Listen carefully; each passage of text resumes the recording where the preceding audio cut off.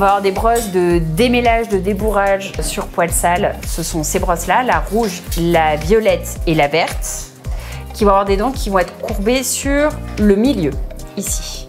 Donc si on prend ces brosses-là, elles vont avoir des duretés différentes au niveau de la tête. Celle-ci, qu'on appelle la séparatrice de nœuds, la mat zapper, qui est la plus dure, la tête est très rigide et la dent est courbée à mi-parcours avec un écartement un tout petit peu plus large que les brosses de finition. Et celle-ci, on s'en sert juste pour casser les nœuds.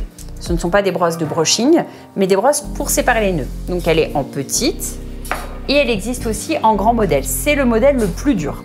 Il y a ensuite celle qu'on va beaucoup utiliser sur les sous-poils non entretenus ou alors avec beaucoup de travail. C'est la mauve.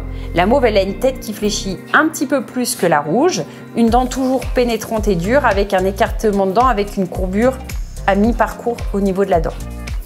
Elle existe en large et en petite. Celle-ci, plus pour les poils longs ou pour les poils un peu plus entretenus, qui a une tête beaucoup plus souple, ici, et avec pareil une courbure à mi-chemin et un écartement de dents un petit peu plus large. Ça, c'est la verte. On va ensuite arriver sur les brosses dites de finition. Dans les brosses de finition, on a deux catégories. Il y a la silver, l'argentée, qui a une tête dure et avec des dents très resserrées et juste pliées sur l'extrémité. Elle peut aussi servir à démêler des textures qui sont très laineuses, très cotonneuses, très fines, comme par exemple le chat, avec ses têtes toujours un petit peu rigides.